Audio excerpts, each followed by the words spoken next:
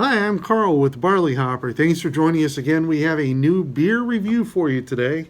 Today I've got Snapperhead IPA Farmhouse Ale from Butternuts Beer and Ale in Garrettsville, New York. That's upstate New York somewhere. I don't know exactly where Garrettsville is, but I was in Cooperstown a couple months ago, and they had a case of this, or it's 12-pack, I guess, rather. And I decided to pick it up because I knew I wouldn't have time to go to the brewery. So I picked it up locally there in town and decided I'm going to bring it home, taste the hell out of it. So let's go ahead and open this up.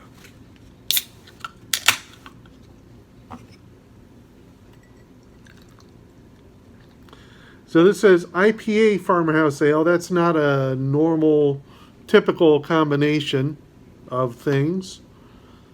But I'm sort of IPA Farmhouse Ale curious, I guess. First of all, it's opaque. You can't see through it. It's maybe a medium amber, not quite dark amber by any means, but certainly not a light color either. Oh, this smells delicious. This smells like all malt. I don't smell any hops at all. I love that malty smell. Reminds me of being a lad and drinking malted milkshakes. But does it taste like that? Let's find out.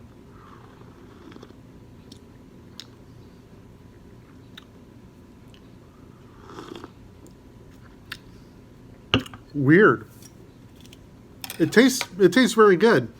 I don't taste any hops in this at all. That doesn't mean there isn't any, or that there aren't any, but certainly not what I expect. Oh, it says all malt. How do you like that? All malt IPA.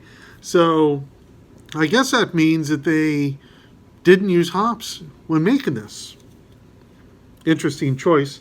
Not what you expect in a beer. Certainly not what you expect in an IPA.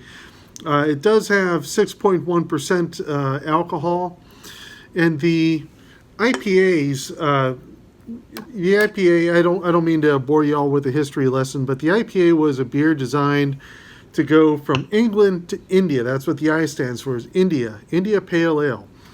So you take it on a ship from England to India, around the Horn, and all this stuff, and it was designed to be a beer that you could drink that whole time. So it wasn't going to be bad because it had relatively high alcohol. Again, not super high. This is 6% here is not super high, but it's higher than water, for example. And it also had a high amount of hops. And so hops, between the antibacterial nature of hops and the alcohol in the beer, you'd have this thing that could this type of beer that could go for many months and still be good on a ship, because you can't drink that salt water, brackish water, stuff like that. So you'd have to have something to drink, and this is back in the old days, so not like last year. But this is. So again, normally in an IPA you have a lot of hops. I think this is a misnaming of the beer. It says IPA, but I don't think it really is. I would not classify it as such. It's an interesting idea,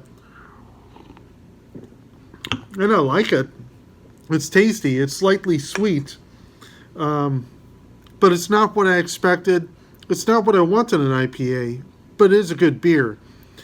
I'd give this a good 3.5. So that's halfway between drinkability and daddy like, if you're keeping up with our rating system. So go ahead and try it. It's an interesting brew. I highly recommend it. Certainly something new. You don't get a lot of new stuff all the time. You get a lot of IPAs that are kind of bitter. You get a lot of IPAs. There's some of these new juicy, hazy ones that have been popular the last few years.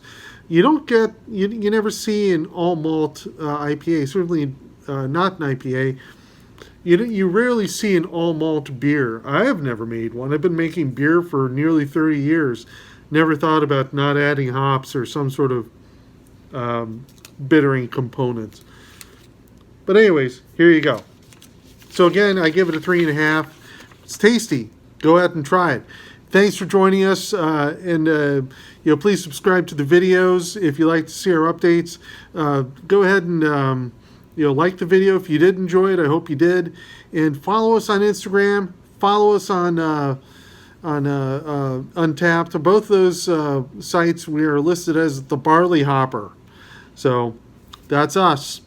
Anyway, thanks again for joining us, and we will see you next time.